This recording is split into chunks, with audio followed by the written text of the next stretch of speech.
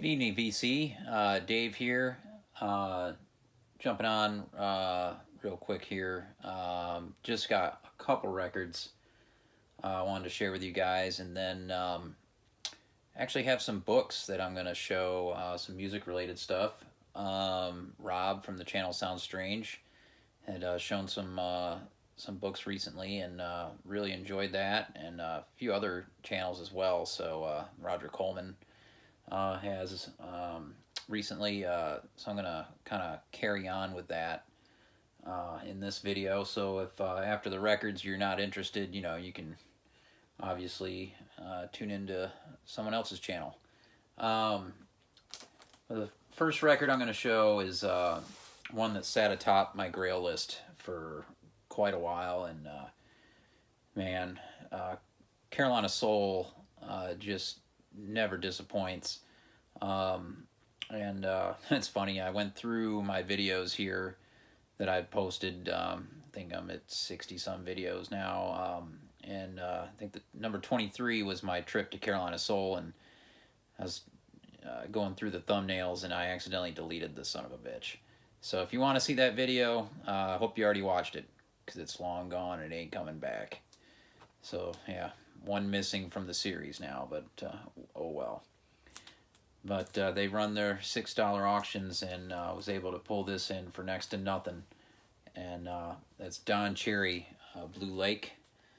This is the 2002 Get Back Italian reissue, double vinyl, BYG. Originally put this out in '74 in Japan. It's a live event, and man, Blue Lake is unbelievable. Don Cherry's playing an ancient flute, Native American, and he mentioned how he has to return it to a museum. So it's really really special event. And then he does compositions from Dollar Brand as well, and then on the last side, from OK Tamiz, they do East Part 1 and East Part 2. This is an amazing record, one that I've been looking for years. Would love to have an original, but originals are usually around $100, and this was really cheap, so I still can't believe I got this for what I got it for. So very stoked to add this to the collection. That's Don Cherry, Blue Lake. The next record was one that I was really stoked that was getting a reissue. Had the CD since it came out. That's the Fire Theft. This came out in 2003. If you're familiar with Sunny Day Real Estate or Jeremy Enoch's solo stuff, this was a side project, just a one-off album. And this is amazing. It really kind of, Jeremy's solo stuff kind of carries over from this somewhat, especially his album OK Bear. It's called Veloso. The Spanish name, my friend actually recorded that album, Santi Garcia, down in Saint Feliu de Dios, in Catalonia, Spain. And they have now reissued this, and it's going to be a one-time only deal. I think there's a little over 1,000 that were pressed, or maybe just under 2,000, something like that. But the Fire Theft from Runout Groove and Rykodisc, I believe was, yeah. And yeah, this is colored vinyl. I have number 295. They're numbered. It's unbelievable that this has been put out. I never thought I'd see this come to vinyl, and was happy to grab one of the last two copies that my local had. Again, these are one and done. Wasn't cheap, but It was like 30 some bucks, but the day it was released, there was already some on Discogs for 220, because it is going to just be a one time only deal, just kind of like the CD was. Beautiful rock in the Sunny Day Real Estate vein. It's on YouTube. Amazing album, one of my favorites from the Jeremy Enick was involved with. So stoked with that. Actually, a lot of people I know were pretty excited about that.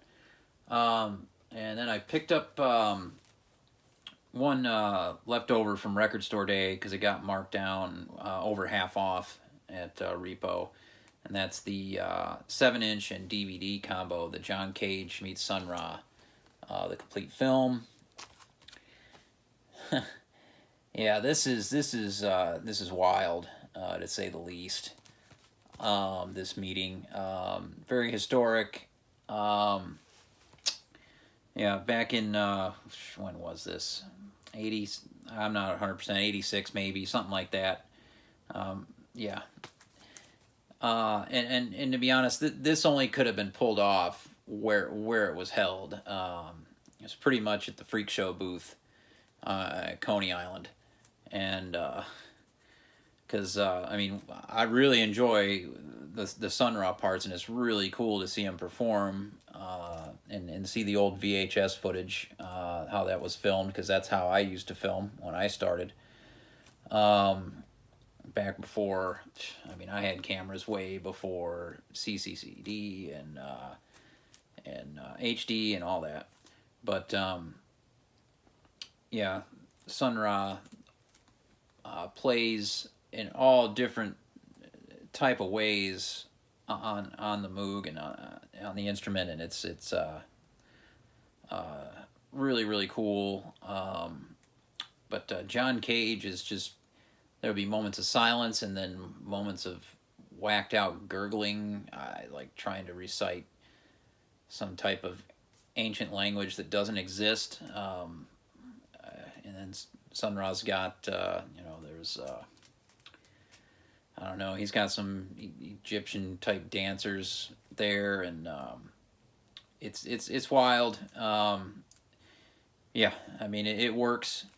Now, if John Cage was trying to pull that off at any other venue in New York, he would get his ass kicked. But yeah, very interesting. I'm glad I didn't pay the full price for it, but kind of historic for modern harmonic. And I really enjoy. There's a couple of accounts, kind of documentary style accounts of Sun Ra later on on the DVD that are really, really cool. So yeah, grab that. So that's all the records I've picked up lately. Not a whole lot, but wanted to show some of these books that I have. The first, and I've read this all the way through, is Miles, the autobiography. And so this is Miles Davis with Quincy Troupe. And yeah, you get to read Miles saying the word motherfucker, I don't know, probably 4,782 times. But this is amazing. First-hand account. Some of it I feel like is, the way, just only the way he saw it, which is how you're going to get it. But I mean, you really get an account of everybody in the scene and what they were up to, who did what, who didn't do what. It's amazing. And the coolest part of it is when he left home to go to the Juilliard.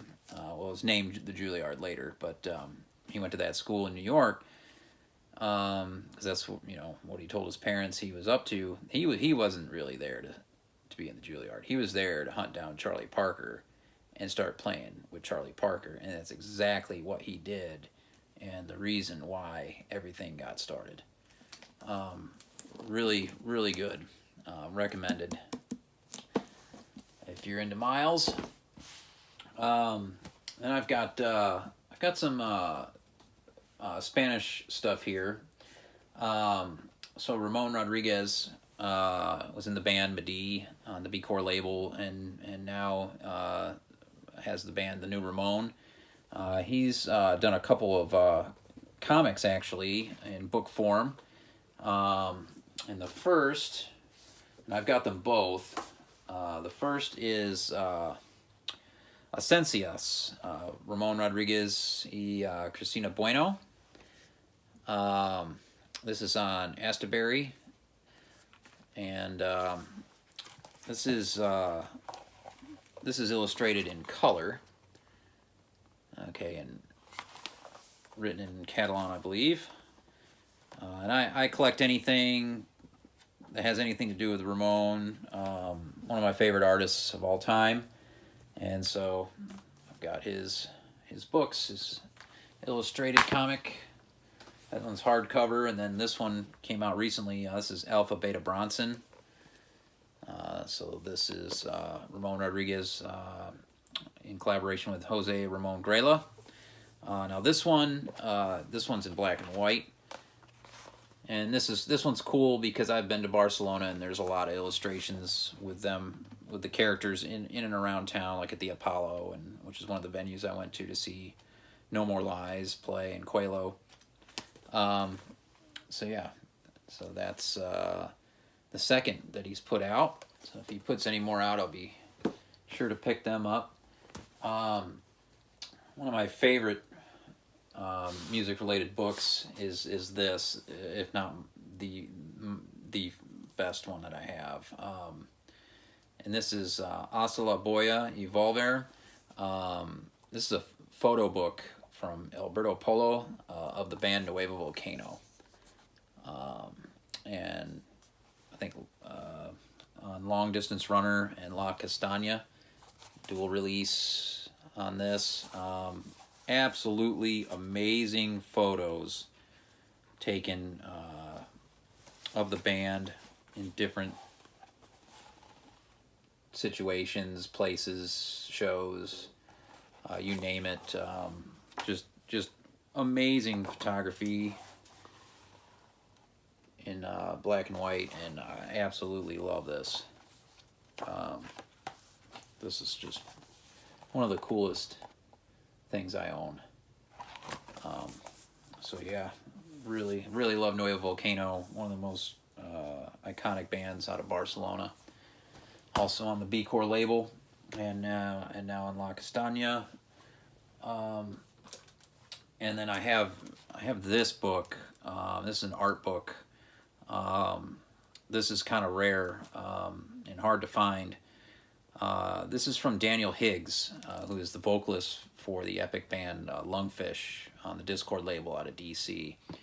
And this is a collaboration of works of art that he would come up with an idea and get the idea on paper in the artwork, and send it off to Kyle Ranson, and then Kyle Ranson would receive it in the mail, and then he would create his own piece of art based on his interpretation of what was sent to him, and this kind of back and forth would go on and go on until they put this out, and it's called Morph Traits, which, you know, is basically what they were doing,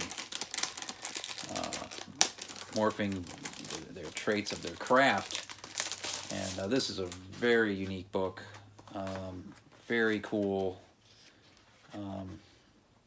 So you'll have Ranson's idea on one side and Higgs's idea on the other, and it's just amazing artwork.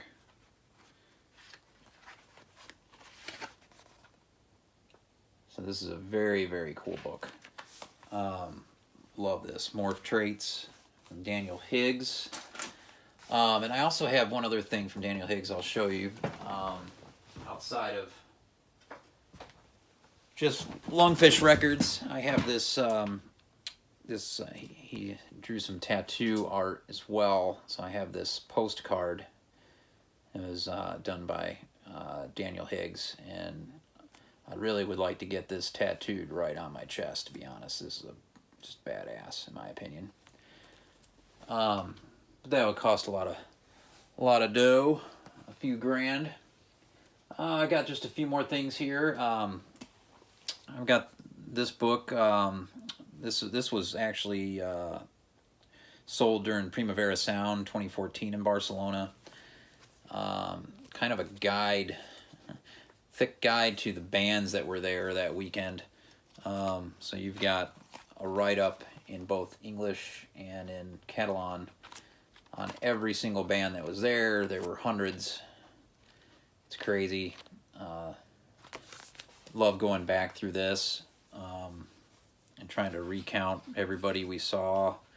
The bands would start at this show every day at noon, and the last band would go on at 4:30 in the morning and get done at 5 a.m. because the subways closed in the city at 11 at night and would reopen at 5. So you're not going anywhere, because everybody uses the trains.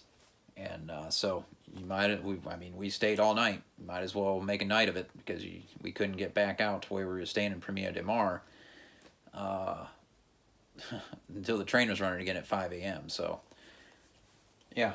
And one other interesting book that I'm going to show, this one's not music related, but movie related. That is the Russian Criminal Tattoo Encyclopedia. This is a German first edition. Very, very rare to find a hardcover first edition in any form. Extremely valuable book. I got this from some online weird seller off the internet in Denver, Colorado for next to nothing. Like, I think it might have been $10. I don't know. It was retardedly cheap. I've seen this book go for well over $1,000 in the hardcover first editions. And this book inspired this movie, which is pretty much my favorite of all time, Eastern Promises, with Viggo Mortensen and Naomi Watts. Highly underrated film. Just badass about the Russian mob's influence in London and human trafficking. It's pretty crazy.